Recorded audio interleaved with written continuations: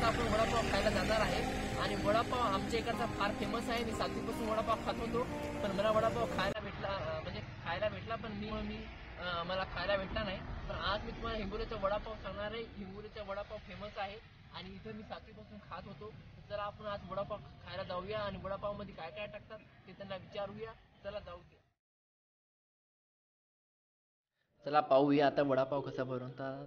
तर 2 वडापाव घेतले त्यांनी, म्हणजे पाव घेतला, पावला कापलं आणि खाली गॅस लावला, तेलामध्ये गरम करायले आणि आता मसाला घेतली. हिरवा मसाला लावला मिरचीचा आणि आता लाल मसाला घेतात, लाल मसाला लावला, कांदा बिंदा टाकला, शेंगदाण्याची चटणी टाकली आणि हे वडा आहे ना, तर वडा घेतला. आता गरम करायला त्याला जरा, आता वडा टाकतात तिथं, झाला वडापाव तयार. खूप चांगला वडापाव आहे.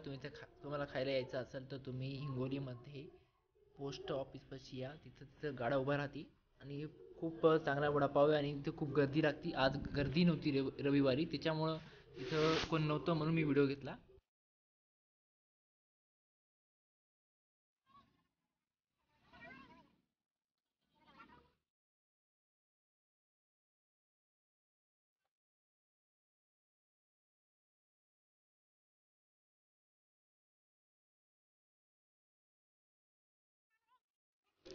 नंबर 1 झाला ना वडापाव, सगळ्यात नंबर 1 व्हिडिओ. कारण की मी तिथं बोलू नाही शकत होतो, त्याच्यामुळे जास्त बोललो नाही मी. तिथं आजूबाजूला लोक होते, तर त्याच्यामुळं नंबर 1 वडापाव होता. आणि आता मी खायला तर तुम्हाला दिसत असेल. मी कोण नाही बोललो या व्हिडिओमध्ये, कारण की तिथं खूप जण होते.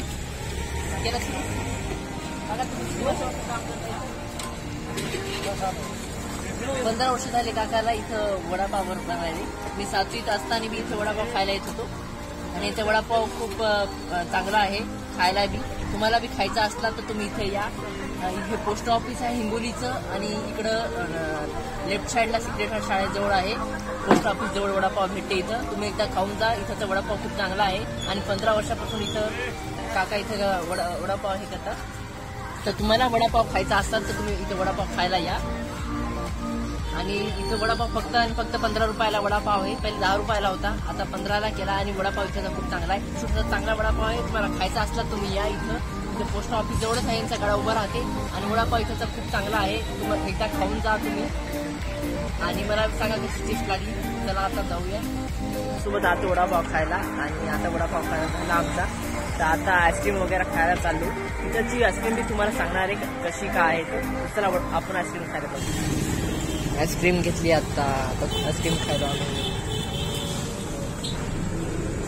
आईस्क्रीम मध्ये आता बी बघा त्याच्या वाफा निघाल्या, तरी बी वाफा निघायला आईस्क्रीम किती प्रचंड बनेला. आणि